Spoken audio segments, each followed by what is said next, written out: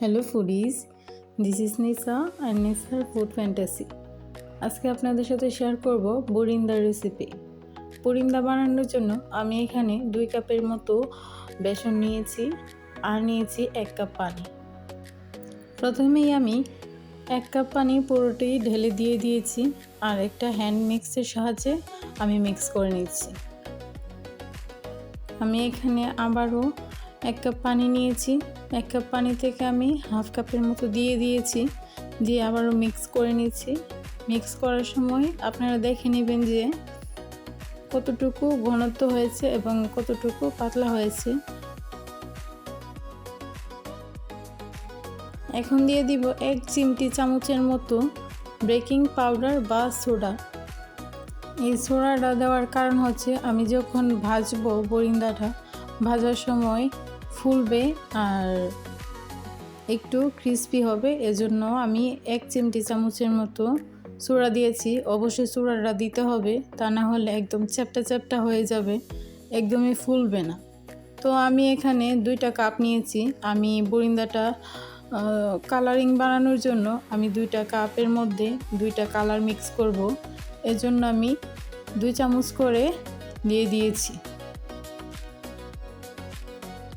তো প্রথমে দিয়ে দিচ্ছি আমি গোলাপি কালারটা দিয়ে আমি মিক্স করে নিচ্ছি। এখন দিয়ে দিব একটা পেস্ট কালার।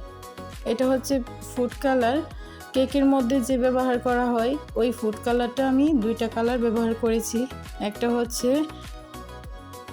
একটা কালার হচ্ছে পিঙ্ক কালার আর একটা হচ্ছে পেস্ট কালার। যখন আমার 2টা কালারই মিক্স করা শেষ, এখন আমি একটা প্যানের মধ্যে 1 কাপ পরিমাণে চিনি দিয়ে নিয়েছি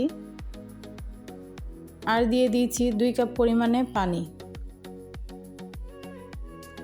আপনারা যখন বরিন্দা বেশি বানাবেন তখন আপনারা চিনি এবং পানির পরিমাণটা অবশ্যই বুঝে শুনে দিবেন। দিয়ে দিয়েছি 2টা এলাচ, একটা দারচিনির টুকরা আর একটা তেজপাতা। যখন একটু ফুটে উঠেছে তখন আমি 1 চিমটি চামচের মতন দিয়ে দিয়েছি লবণ। এখন শিরাটা হয়ে গিয়েছে, আমি ঢেলে নিচ্ছি।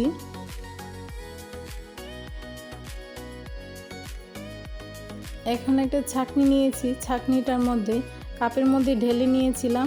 এইভাবে ঝাঁকিয়ে দিয়ে নেবেন।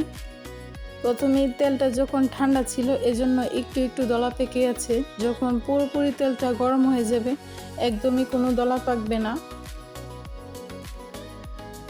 বরিন্দাটা ভাজার সময় চুলার আঁচটা একদমই লো ফ্লেমে রেখে বরিন্দাগুলো ভেজে নেবেন। এই যে দেখতে পাচ্ছেন আমার তেলটা এখন পুরোপুরি গরম হয়ে গিয়েছে, এই জন্য সবগুলো দেওয়ার সাথে সাথে উপরে ভেসে উঠেছে। চুলার আঁচটা একদমই লো ফ্লেমে রেখে আমি কিন্তু সবগুলো বরিন্দা ভেজে নিচ্ছি সেমভাবে। আরেকটা কথা বলে রাখা ভালো যে আমি যখন বেসনগুলো বরিন্দা বানানোর জন্য মিক্স করছি তখন কিন্তু আমি কোনো প্রকার লবণ দেইনি। লবণ ছাড়াই কিন্তু বরিন্দাগুলো ভেজে নিয়েছি। আর আমি শিরার মধ্যে আমি লবণটা দিয়ে দিয়েছি। যেহেতু মিষ্টি জিনিস এজন্য আমি লবণের পরিমাণটাও খুবই অল্প দিয়েছি।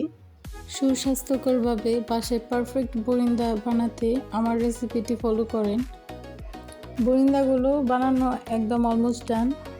ভিডিওটি যদি ভালো লাগে অবশ্যই আমার চ্যানেলটি সাবস্ক্রাইব করবেন।